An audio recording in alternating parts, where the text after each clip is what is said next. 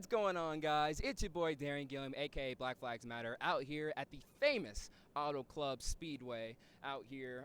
It's Friday. The garage area is just now opening. We won't have any on-track action until around noon. So in the meantime, I want to get some interviews. I asked you guys on Twitter which underdogs in the garage area you would like me to interview. So I got your guys' suggestions, and we are about to make it happen. Let's do it. And I've caught up with one of the premier underdogs in the sport, Landon Cassill. How's it going, man? I'm doing good. That's an interesting title. I appreciate it. Yeah, I appreciate it. No, the fans love you, man. So, your career has kind of gone, it's well publicized. It's been a little up and down, you know what I'm saying? You've been with, premier teams like Junior Motorsports, and now you're kind of running for the little guys. What has that been like?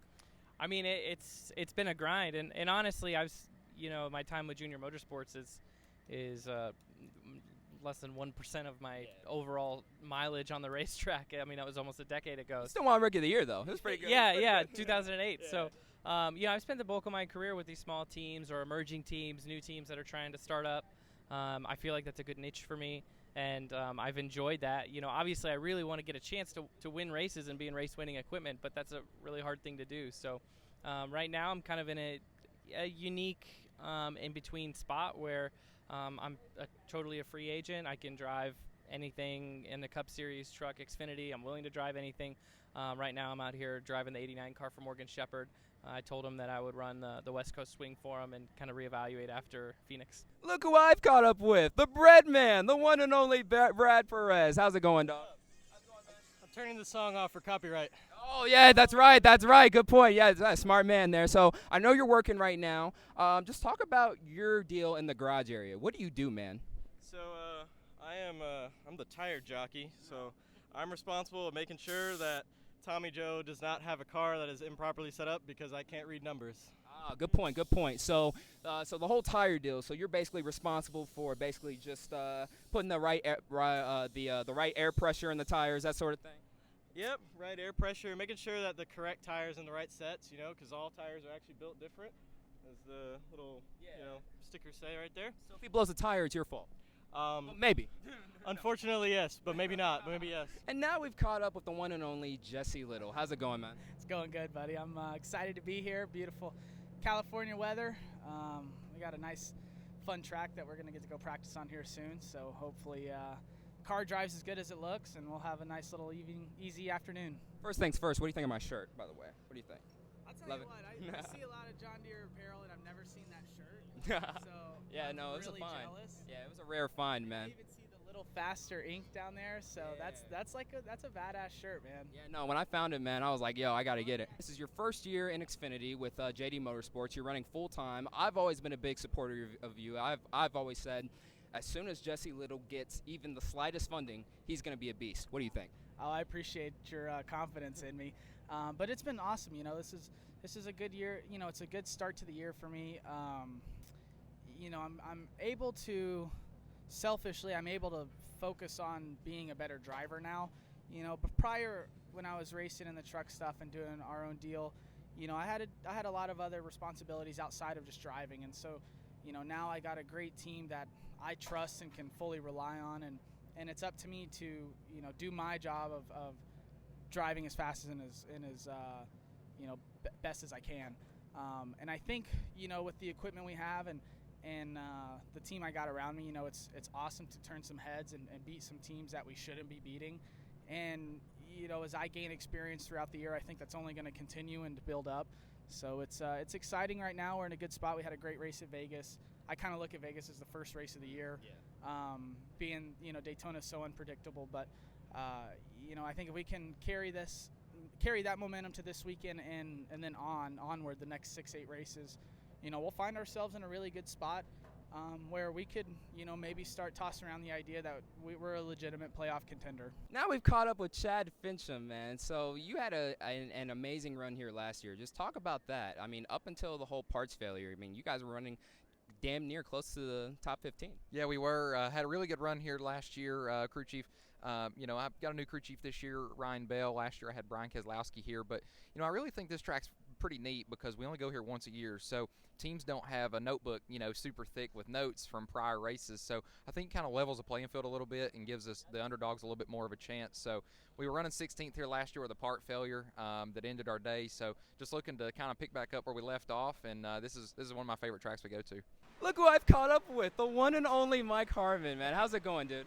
Going great, man. Out here in sunny California, trying to run a race. So. Oh, yes, absolutely. So I don't know if you know this. You are probably by far the most popular underdog in the garage area, especially on social media. People love you. I mean, just talk about your NASCAR career as a whole. You've had some ups and you've also had some downs as well. Well, I mean, when I started as a kid years and years ago, my dad told me it wasn't going to be easy, Mike. And then, when you conquer where you're at, you go to the next stage. We were super good in late model and stuff, had plenty of success. And then, when you got topped out there to come up here, but, it takes more than just talent here. It takes money, talent, people. And then, you just have to do the best you can for what you got that day and outrun your group, and that's your self-satisfaction. And now we've caught up with Stephen Leight. How's it going, man? Pretty good, you? Oh, absolutely great. Fantastic. So, your career in the Xfinity Series has been a very interesting one. You started off with Robert Yates Racing, got a win. You've been kind of, bouncing around teams. Just talk about, what it's been like, running for the top dogs and now kind of the underfunded guys in the field. It's tough. Nowadays it's hard to be in any sport, and NASCAR's particularly one of them. Sponsorship's just so hard to find, and unfortunately it's not really about the best drivers and all the talent anymore. It's more about what you can bring to the team as a driver when it comes to sponsorships and things like that. And I'm fortunate enough to have Janet King as a sponsorship the last few years, and it's basically what's kept me in something each and every year. Carl Long's actually called me last year in December about possibly coming and driving for him, and we worked a deal out middle of December and decided to come do this with him. And I'm always appreciative of the opportunities I'm able to get, no matter what they are. Staying in these cars is hard to do when you don't have a lot of sponsorship. So it's tough. I mean, being with good teams in the past and running well and winning a race and all that certainly have shown my capability, but unfortunately I just haven't had enough sponsorship to continue to get one of those good rides. And I just keep sticking it out year after year, hoping to find one of those sponsorships to give me that opportunity again, and that's why I'm still here. And I'm right here with Colin Fern, one of the employees at Brendan Built Motorsports. How's it going this weekend? Not too bad, man. We got a good car. We ran it well last week in Vegas, and Brandon did an awesome job. So, we brought the same car here, and hopefully we can replicate that. Yeah, you guys have had an amazing start to the season. Just talk about the work that's been put in to make that possible.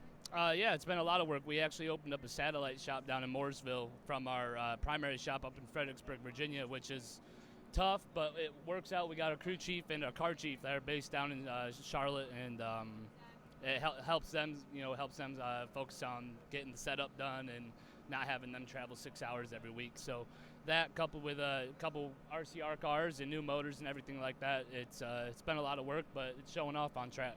One of the top underdogs in the garage area right next to me, the one and only Morgan Shepherd. How's it going, sir? Good. Good to be out here where it's sunny and warm. Oh, where it's sunny and warm. It's not sunny and warm where you're from? No, it's a little bit cool back home. Of course, it was cool at Vegas last week. Mm-hmm. Yes, it was. It was for sure. So, talk about your guys' program, man. You've been running the 89 for so long. Basically my entire childhood. I remember seeing that bright green Jesus scheme in the Cup Series back in the day. Even led a lap at Vegas. I remember that too back in 2005. Just talk about your program and how it's progressed over the years. Well, of course, my program, we don't have big sponsors or anything. I always tell my guys that comes to work for us or whatever, I said, there's two things you got to have in this world. First one is God.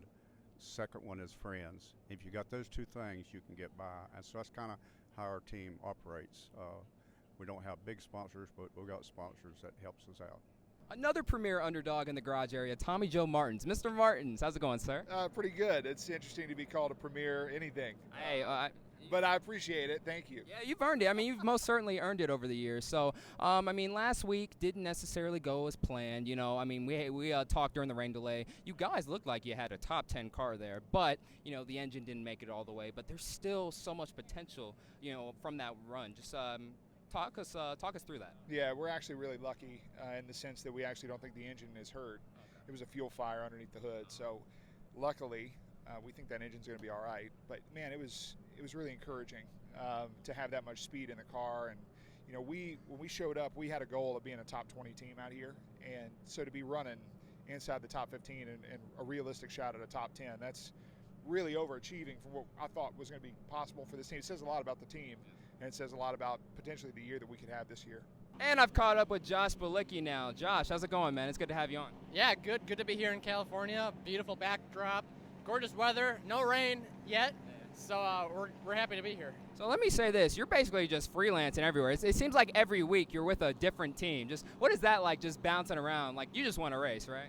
I just want to race. So this year I'll be with 3 teams across the 3 different series. Truck Series with Riemann Brothers, Xfinity with BJ McLeod, and Cup, which we haven't announced yet, but with the team that I've driven for in the past, the only team I've driven for in the past. So we got basically a full season schedule between the top 3 series. Not one particular series full-time, but I'll be at the racetrack more than I'm not, so that's a plus. Thank you for the breaking news right there. So he'll be in the Cup Series eventually. I finally caught up with the one and only Brendan Brown. It's about time, man. I've been looking for you all morning. You were one of the most requested drivers for this this little interview series. How you doing this year, man?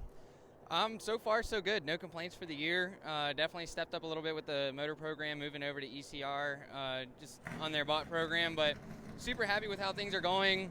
It's super cool that I'm getting requested to do this kind of stuff. That usually doesn't happen, but the fans love you, man. They love underdogs, and they especially love you. You're like probably the top 5 most popular underdog driver in the series right now. Well, I guess it's a good thing. If you got to be an underdog, then you might as well want to be a popular one, right? One question I've always wanted to ask you is that, you know, you just said it's a grind. It's a grind to run for these underfunded teams. Like, what is that like? Can you go into detail what it's like to run for them?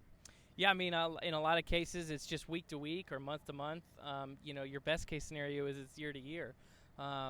It's really reliant on sponsorship most of the time.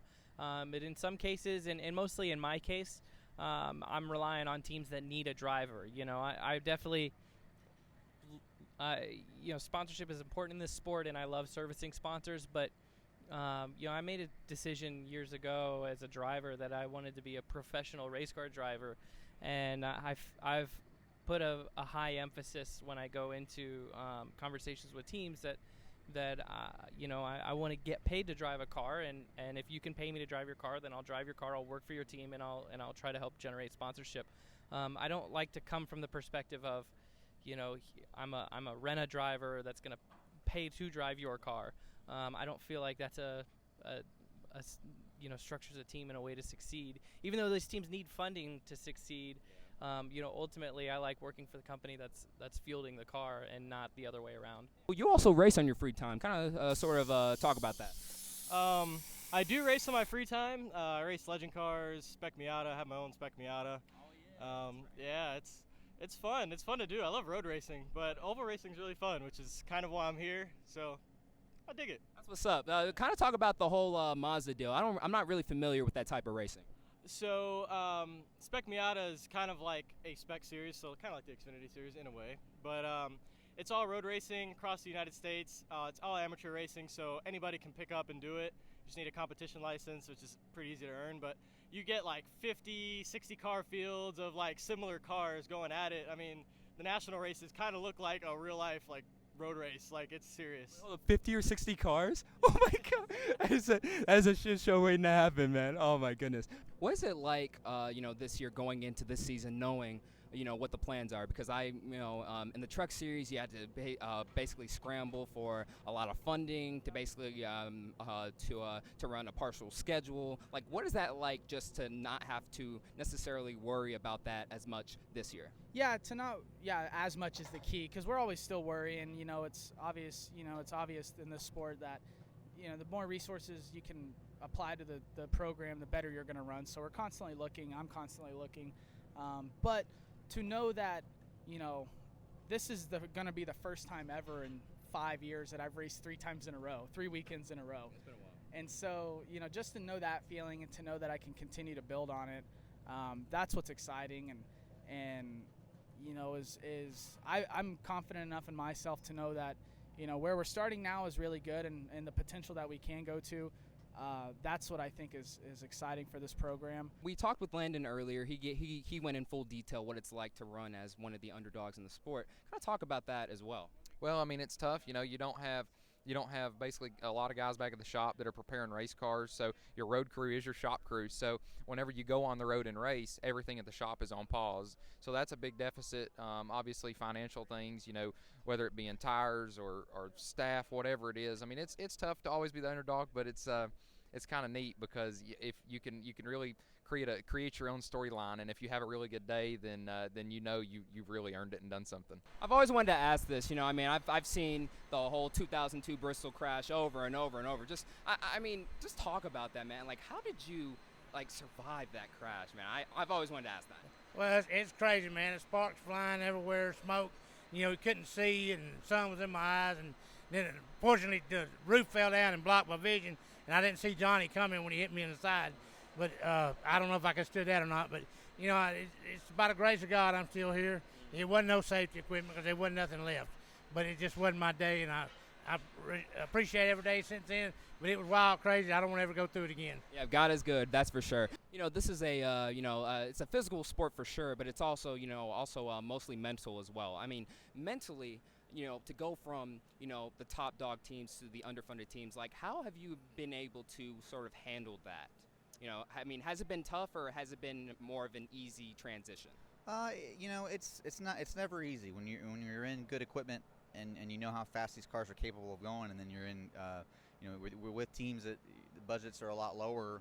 It's tough. You go out there and you get everything the car's got, but the car is only capable of so much when you only have so much money to spend on it. So that part's never easy, but you know, you try to just come with a positive attitude every week, try to get everything the car's got, keep it in one piece. Obviously, lower budget teams can't afford to wreck race cars every week. So I've always felt like I've done a pretty good job at that, keeping cars clean and bringing them home so we could try to make them better for the next week. And that's really what it's all about. So go into more detail what this whole new alliance has meant towards your guys' program. We actually haven't really done much of an alliance, actually. We tried, and it just didn't seem to work out this year, but we did get ECR Motors, and they're awesome. You can't even replicate that, which we worked with Jeff Collins last year, and Jeff Collins did a lot for us and made our lives pretty easy, but the ECR horsepower is pretty unmatchable. Talk about that whole alliance for a second. I was able to talk to one of your crew members, Colin, and he said that it necessarily wasn't much of a big deal, that you guys are just generally just getting better, even with or without the alliance. Yeah, we were trying to get an alliance this year. We were really shooting for it, just couldn't make it, financially make sense for where we are this year. I mean, obviously, the more partners you have on a car, the better. But so this year, it's just a step up with the program overall. Doug Randolph really came in, and he turned this program around completely. Overall, the team's getting better. We're communicating better, which is huge. Our rhythm's getting better week in, week out. So, I mean, that's kind of what contributes to it. But then, getting a little better parts and pieces also helps. I mean, you guys getting better, that's an understatement. You guys are looking like a playoff team right now. Where are you guys in the standings right now? Top 10, correct? Yeah, we're still 10th in the standings. Learned last week how crucial those stage points really are. Just because of Thanks, Quinn. All right, go ahead. Yeah, ride that clutch. All right. The stage points are crucial. We're learning everything, we need to do for points battling and then racing just in the group that we're racing against now is completely different than where we were last year. I mean, you see the talent and the experience that you have around cars like Sieg and Clements and on up to the 11 car and Ross's car. I mean, it's a lot to learn from, a lot that I have to learn from, pick up, study, and hopefully keep us where we're at. I wish we were in a better location right now, but it's okay. All right, last question, and then I'll let you go. Can you guarantee me right now a playoff spot this year in 2020? Oh, it's super close. Can you guarantee me a playoff spot this year? Man, that's a hard one to do, but yeah, I'll guarantee it. I'll guarantee? Okay, you heard it here first. He will make the playoffs, no doubt. All right, so the last question I have, just go into detail what it's like, being one of the underdogs in the field. Just go into detail what it's like to basically have to grind against, the big boys out here. Yeah, I mean, it all starts away from the track. It's like 85% of what I do is done in my office, not even at the track. You know, just getting to the racetrack, putting the deals together, putting the business side of things together to get to the track. That's tough. And then when you get here, obviously, we are small teams. You know, we're spending a fraction of the big teams, so we're not going to be able to go out there and qualify on pole, race for the lead on outright speed. But, you know, going back to what I just said, you know, we outrace them by being smart. And I think that's one of our strongest suits, where you see some of the top guys going crazy. Just you know, they'll wreck each other for the lead. We won't wreck each other. We'll race smart, make sure we get to the end. And, you know, BJ McLeod Motorsports has finished almost every race they've entered because they're smart and they don't go out there and wad up cars just crashing. So, you know, it's always tough, but we're just thankful to be here. As far as the expectations are concerned, what's realistic? Playoffs, perhaps, or maybe just a top 15 points finish? What are they? Yeah, I think that's our goal, is to finish in the top 20 in the owners' points at the end of the year. And to do that, you're going to wind up having to beat some good teams. You're going to wind up having to beat like the 07 and the 92 and Josh Williams and Ray Black and some of those guys that have really carved out a pretty good niche here in the last couple of years in the Xfinity Series. So we know we're going to be racing those guys week in, week out and if you're beating them, that's top 15, top 10 range. And like Jeremy Clements, I mean, he's run up there in the top 15, top 10 a lot. And so that's kind of what we're looking at now, is that next little step. I think a great team to look at is what Brandon Brown's done this year already in a couple of races. They've really stepped their program up. If we're racing around them, you're not just racing for top 20s, you're probably racing for top 10s. And so I think, I told the guys when we got here this morning, I said the goalposts for us have kind of moved a little bit after the way that we ran this past week, and that's a good thing. If you're running better than you thought, that's a good problem to have. And also, don't forget, that's a lot of money too. You know, top 15 finish, a lot of money for your guys' program as well. Yeah, absolutely. And we look at that as well. Like, you know what, if the difference between us running 20th and running 15th is going to be one set of tires, we're going to buy the set of tires. We're going to go and try to get as many points as we can get every race and kind of let the money work itself out. And this is honestly the first time I've ever been in that situation in my life. So I really enjoyed it, and I got a great looking race car with a sponsor on the hood, so we're really happy about it. Let's talk about what it was like to run for you know, top teams like the Wood Brothers and also Bud Moore Racing back in the day.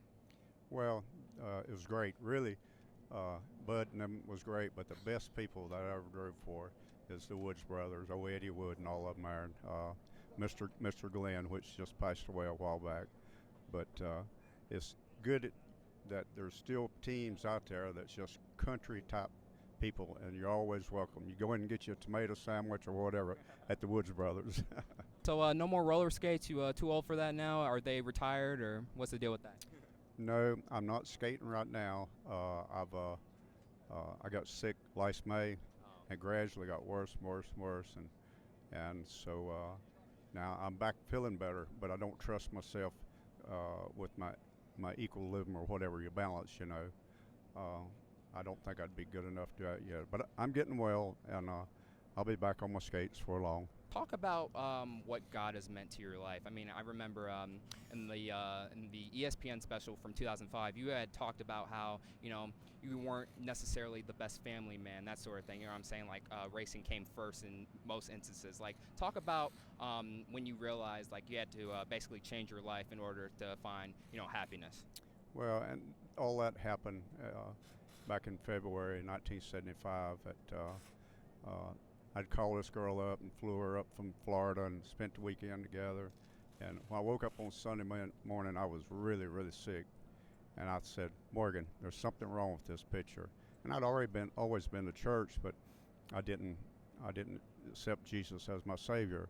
But I put her on a plane, went back, sent her back to Florida, and on Tuesday night, I believe it was, that I fell down on my knees and started praying. And when I got up, I felt like I could jump straight through the roof. So Morgan Shepherd's life was changed, and there was a lot of people that said, oh, he'll be back drinking just in a few weeks. No more. I hate everything that it represents. I hate what it does to people and drugs and all that. Just, you know, it was no problem once I let Jesus in my life that to quit. No temptations of wanting to go back. Last question. Are you going to be at Applebee's after the race? Well, somebody needs, you know, if we need to have an adjustment, we can do that. Hey, for sure. Yeah.